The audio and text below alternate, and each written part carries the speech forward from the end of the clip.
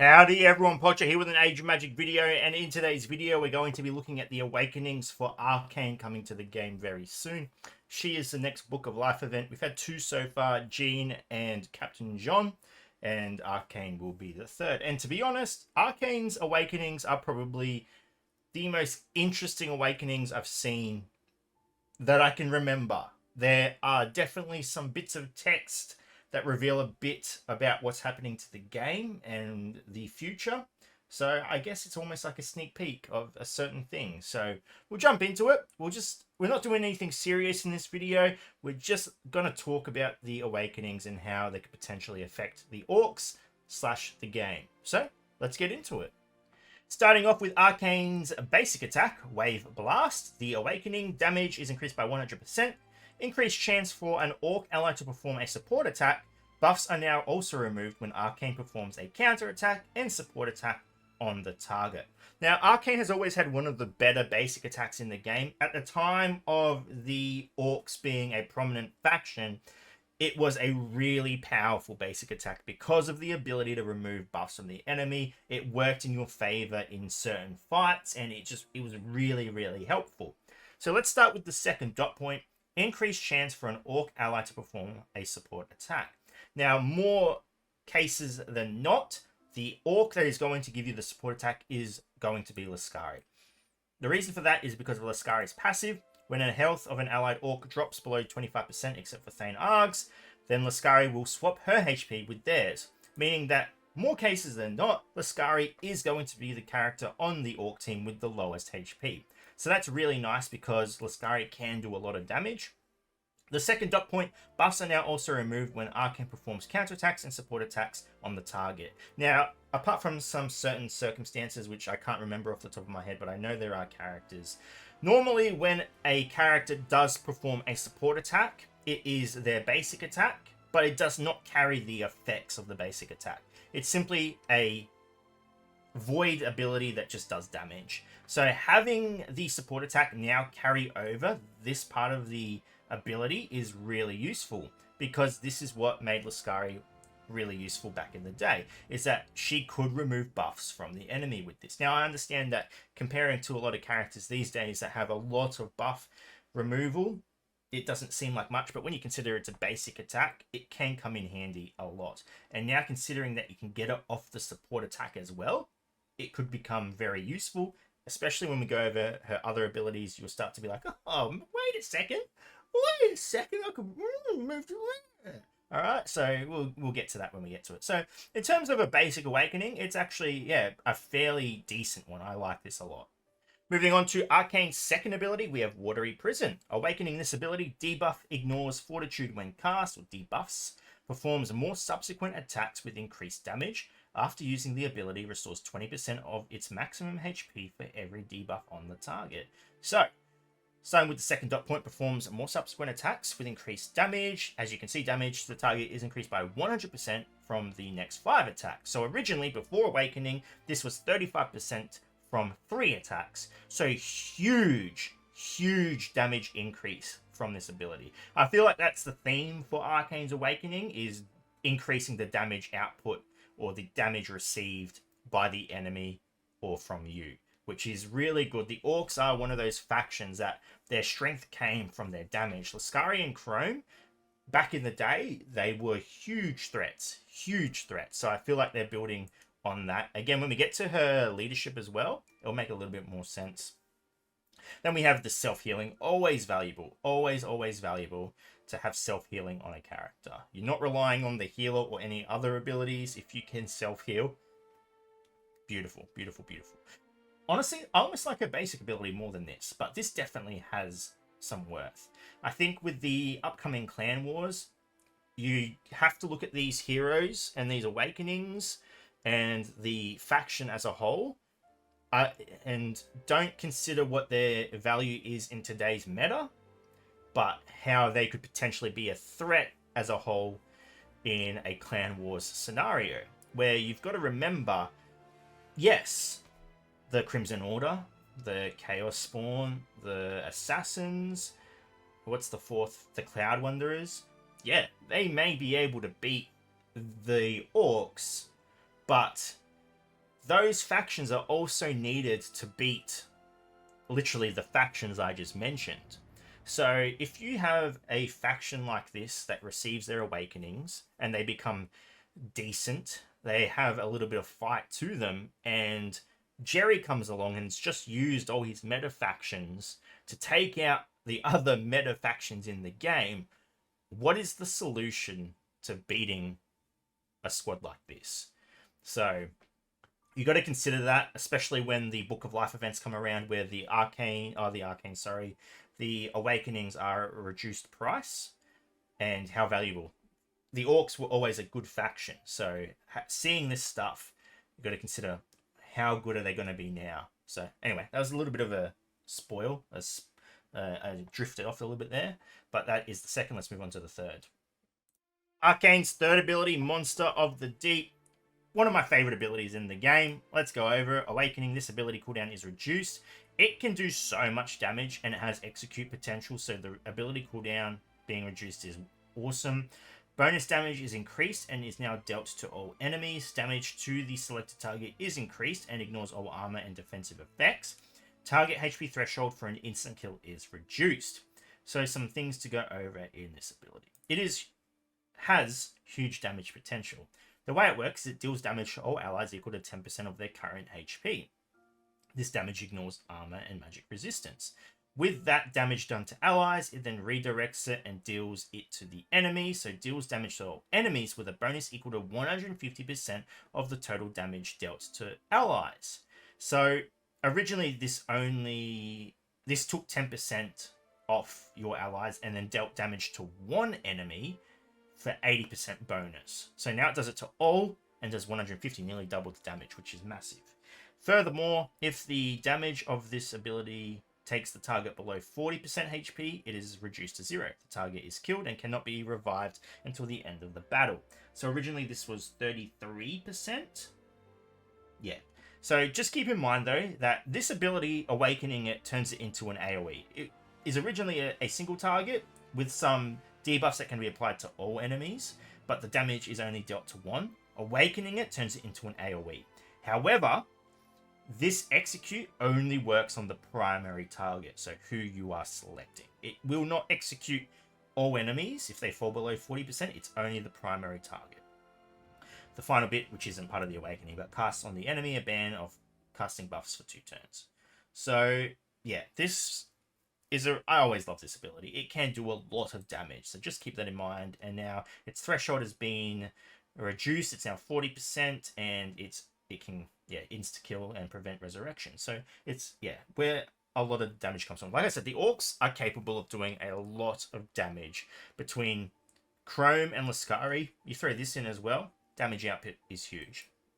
I think this is an important ability, especially because it's turned into an AoE now after the awakening, and of course ability cooldown is reduced as well. It'd just be interesting to see how it can be used, but yeah, I think it's pretty important to her kit.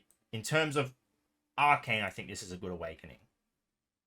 Getting into the juicy stuff now, we have the leadership ability. Orc allies with HP below the threshold take even less damage. Damage of allied orcs is further increased. In raids and clan battles, the effects of Arkhane's leader ability are applied to all allies in full, not just orcs. So yeah, we are starting to get, this is what I meant at the beginning of the video, we are starting to get into the era now where abilities have additional effects in clan battles. I like how they put it in raids as well, but clan battles are now being slipped into characters' abilities. I wouldn't be surprised if we see old heroes have adjustments as well. I feel like they're starting to put a lot of effort into clan wars and setting up clan wars. So allied orcs with HP below 33% take 80% less damage, and their attacks cannot be dodged. So that's jumped from 70% to 80%. I really wish this was increased as well. I wish it was allied orcs with HP below 50%. I don't know, maybe it would be too much, but I think 33% is a bit low. I feel like there's a lot of characters now that can just do so much damage. At 33% HP is not a lot of HP to have when a character can just come out of nowhere and take your life. Just take it like that. So I wish that bit was increased as well. But 80% less damage, always good to see. Allied Orcs damage is increased by 70%. Other allies are buffed half as much. So that's actually a decent increase from the original. The original was only 30%. 70% is huge. And when you combine it with other abilities, which one was it? Yeah, this, for example, damage to the target is increased by 100%. You can start to see how this starts to add up. 80% here. 70% here. 100% there. Chrome just acting like he's... I forget his name. The guy from The Boys, the one that runs through the girl at the beginning and just executes them. Like, that's what's Chrome. He's going to be so fast. He's just going to jump and kill someone. But yeah, it's a lot of damage. And yeah, like I said, clan battles. This is what we are starting to see. We'll move on to her final ability, her passive, Tidal Wave. A fair bit going on here. And again, this is what I mentioned at the beginning. We're starting to get a little bit more idea of how something might work. Arkhane cannot receive skip turn effects. Love it. Arkhane speed increases more when her HP drops below a certain percent HP. So every time Arkhane's HP drops below 50%, her speed increases by 60% for 3 turns. Pretty decent speed increase. In raids and clan battles, debuffs cast by Arkhane cannot be blocked by Fortitude or other effects, or be absorbed. So, this... I just feel like Playcott hate the Van North so much. I don't know why. I don't think they do. It just... every time something comes up, it's just a jab to the Van North. Like, why does their main ability, Magic Absorb, have to be completely ignored? I mean, that's their niche. That is what makes them the Van North. That's the entirety of their kit, the Magic Absorb. That's how they get their strength. But then you got Arkhane, some priestess from the... or princess, what is she? Is she the princess? Some princess from the sea is just like, huh, I can ignore your major strength. No worries. So, but I mean, for Arkhane and her allies, it's wonderful. Yeah, in raids and clan battles, debuffs cast by Arkhane cannot be blocked by Fortitude or other effects. Other effects, I don't know what they mean. I'm sure there's other stuff in the game that blocks debuffs, but yeah. In the battle, now this is what I mean. What is this? In the battle phase of clan battles and raids, while Arkhane is alive, an allied orc's death does not remove Scorching Terror from enemies. We're going to come back to that. In the battle phase of clan battles and raid, while an enemy has Scorching Terror, they cannot receive buffs. So this is definitely a high priority awakening for Arkhane. This is her passive, not her leadership, so you can still run Thaynarg as the leader and get these bonuses. Got to remember as well, with Thaynarg as the leader, the enemy starts off with Scorching Terror. So they're just straight up not able to receive buffs. The only way to bypass this is to debuff removal. It